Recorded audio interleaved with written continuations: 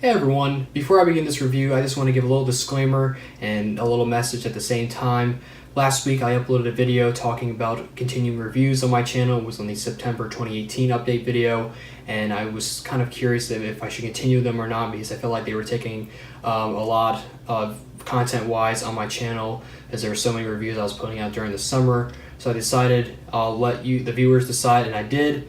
And you guys voted yes, pretty much. So thank you all that voted and said yes. I really appreciate it, as this was kind of a tedious decision to make. So yes, I'm going to be continuing the reviews. At the end of every review now, I'll be talking about what's the next set I'm going to be reviewing. So yeah, I'm just going to go right into it here. This is another 3-in-1 review. I've done this before with the original trilogy Star Wars Troopers, and now I'm doing it again with the sequel trilogy / the First Order. So starting from the left, we have set number 75114. First Order Stormtrooper is ages 7 to 14, comes with 81 pieces and retails for $20 in the US. In the middle, we have set number 75118, Captain Phasma is ages 7 to 14, comes with 82 pieces and retails for $25 in the US. And on the right, we have set number 75526, Elite TIE Fighter Pilot, is ages 8 to 14, comes with 94 pieces and retails for $20. Whew, alright, that was a mouthful. So let's get on to the boxes and we'll go from there. Here are the boxes, and just to talk about the First Order Stormtrooper, yes, this box is really messed up. I got this set for Christmas alongside with the TIE Fighter Pilot. I don't know what happened to this box, it's just how I got it, but it's pretty messed up. I'll just take a look at this first. I probably went over the set details. It looks like the beginning of Force Awakens, since Captain Phasma and the First Order Stormtrooper came out in 2015, while the TIE Fighter Pilot came out during the Last Jedi wave of last year. But yeah, it looks like he's on Jakku. That's pretty cool. Build figure symbol, Disney. On the top, you can kind of see the First Order helmet size. I'll talk about that a little bit later. And then we also have the Stormtrooper kind of posing, and on the back we have the features kind of with how you can have the gun and kind of a holster on the thighs, and also the guns, and then the height of the figure, which is 23.5 centimeters and 9.2 inches tall, and then advertising the other sets on the bottom.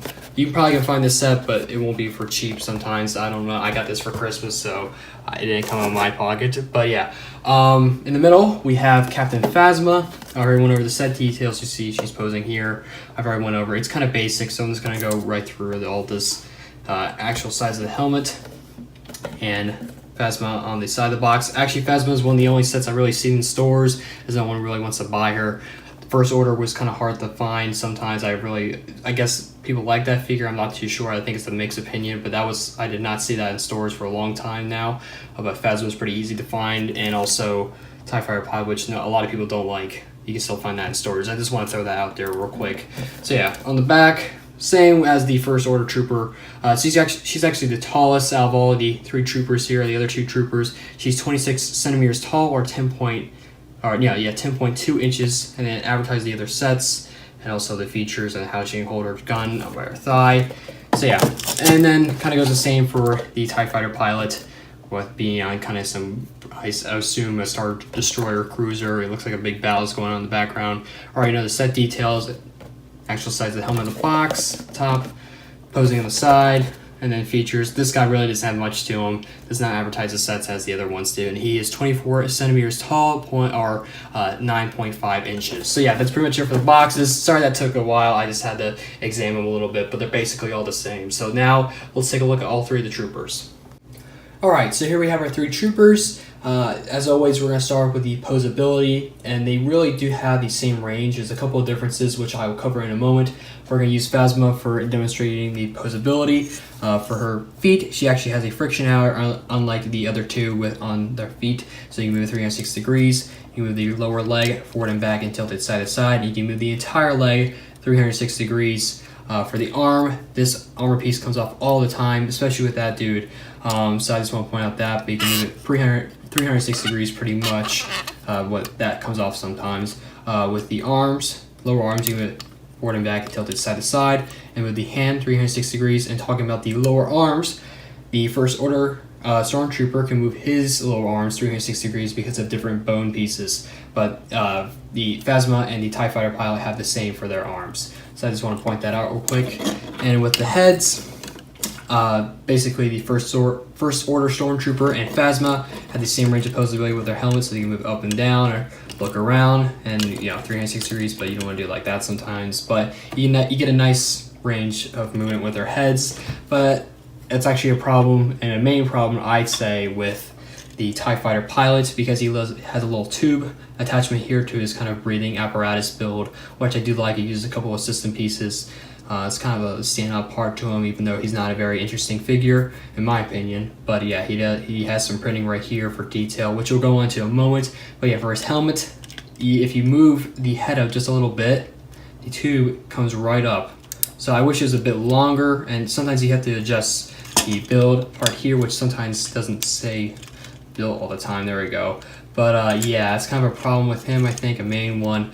I wish LEGO made the tube for his kind of breathing apparatus a little longer so he can move his helmet around. And for detail, we're going to start with him because he doesn't have much to show as any of the other troopers, but he has some printing of the First Order on his Star Wars pieces here. I forgot what they're exactly called. I apologize. But the helmet is pretty basic, nothing too special. You got the red lines on his helmet here. But yeah, it's not too intricate or anything else like that, so it's pretty basic. Doesn't have any printing on his Star Wars chest here, no printing anywhere else. A really kind of boring build for the figure also, is want to point out. It's pretty standard, like CCS build. They basically have all the same backs as they use the HF torso kind of body part piece in the front. On the back, so you always do this for most of the figures, I'd say, so it's not any different from anyone else, but it's very basic trooper, so I guess it's not a good parts pack, I guess, if you want all black pieces. So that's basically what this guy has. But yeah, let's take a look at the guns in a little bit. Move him off to the side, I guess, for now. But for Phasma, the detail on her helmet, I think, is the best of anyone else, because she's been through a couple of battles, so she has some, I guess, war marks or battle marks, if that makes any sense. It's very cool. The helmet for Phasma is better, I think, than the First Order Trooper, and I have my reasons I'll go into in a moment, but they do have the same printing for both of the figures also. Hers is just in silver. You see it better there. Very cool. But yeah, the helmet's very nice. I do like the detail that went into it. They really do always a pretty good job. But yeah, not so much with the TIE Fighter pilot. But yeah, and the humanoid figures are pretty bad. But just for troopers, they do a pretty good job there. So now on to the First Order Stormtrooper. His helmet mold is basically the same as Phasma's, but Phasma's looks like it works better. This guy looks a bit awkward and weird. I know there's something wrong with it that I don't like. I don't know, it seems like it's too small. It should be a bit bigger, or I'm not too sure. There's something about it that looks off, but it captures the right points of detail, obviously. So LEGO doesn't like to miss that, as well as sometimes they do. But yeah, it's, like I said, the same kind of general printing or the same design as Phasma's, so nothing too much there, and everything else about him, pretty generic build. I guess looking at the weapons now, he has a little holster on the side here. He has another weapon, which he actually can put 2 of his guns on his hips, or his thighs, excuse me. Yeah, hips, thighs. No, not his hips, but thighs. So yeah, with the little axle parts sticking out here, and then this piece, and then bam. Kind of looks weird, but it's somewhere to have his gun other than his hand all the time, so I can appreciate that. That's pretty cool. Same goes with Phasma, but the TIE Fighter pilot is not able to do this because he has the calf pieces.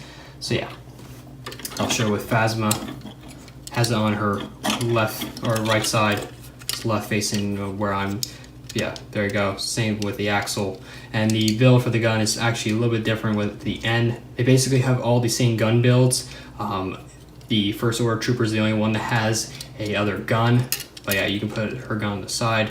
There you go, kind of like she wants to keep it in hand, or when she's walking around. And then she does have this cape, which you get an extra one of. Very cool. You can only have it on the kind of facing her left side. But it's interesting. I kind of wish we had this red marking around the side towards this end of the cape, but I don't think that'll be accurate. And on the back, like I said, they have the same back kind of detailing there. So yeah, that's basically all I can really note for all these guys. There's not too much to them, but they're pretty cool. First Order is kind of more sleek, I guess, than the Empire. I guess that's the one way I can put it. But yeah, that's pretty much it for the troopers. Now let's end out this review, and I'll talk about my thoughts a little bit more. Okay, so that's it for this review. Thank you all for watching. this is probably the last time I'll be doing a 3-in-1 review for the Star Wars sets, because I don't think there's another batch of Troopers I can review all at once that are very similar. I'll probably can do this in the future with Bionicle sets, definitely. And I'll talk about, speaking of Bionicle sets, I'll talk about that in a moment. But if I were to talk about these sets, if the recommendation, this guy I don't think you should get, not worth it unless you want a bunch of Troopers. That's all I can say about him. Doesn't really have any good parts. So yeah, I would cut out the TIE Fighter pilot. Phasma, if you want a lot of silver parts, I would get her, but she's kind of an awkward figure. She's a little too tall. I know she's very tall in the movies and such else, but I don't really think she's worth getting unless you want the Trooper. Like I said, it's all, a lot of people like to get Troopers like I do myself, so yeah. But the First Order Trooper, who I would say is kind of sometimes hard to find, like I said, maybe people can find him easily, but I have not really seen him in stores, so that's why I got mine for Christmas. And you know, he's pretty cheap online, I'm assuming, or you have to buy it from some other buyer. But it's a pretty good set if you want a lot of white parts. It's a pretty good figure, I guess. They're all really like the same build. You know, that's why I wanted to do a 3-in-1 review once again with these guys, as I don't think it's worth doing 3 separate videos of talking about each of them where I can talk about all of them at once. So yeah, if I would recommend these two out of that sucker. So that's all I can really say. Thank you all for watching, and I'm going to do this little segment at the end of every review from now on. Let's move these guys in the boxes off to the side for a moment, because I'm going to copy off Renzo for a little bit here, but he does mock reviews. I'm doing set reviews here. But the next review is going to be Lava Beast. Yes, so I'm doing the final wave of G2 sets. I never had the chance to do them with the summer 2016. Lava Beast is the first review I'm going to be starting off with. I'll go from there, but I'm going back and forth. I'm still doing Star Wars sets. I still have quite a few figures to review, but next time, every 2 weeks I'm going to try to upload a review from now on instead of every week, so you gotta have like other videos there in the meantime. But yeah, next time I upload a review, it's going to be Lava Beast. So yeah, thank you all for watching. Stay tuned until then, and yeah, that's it. Adios.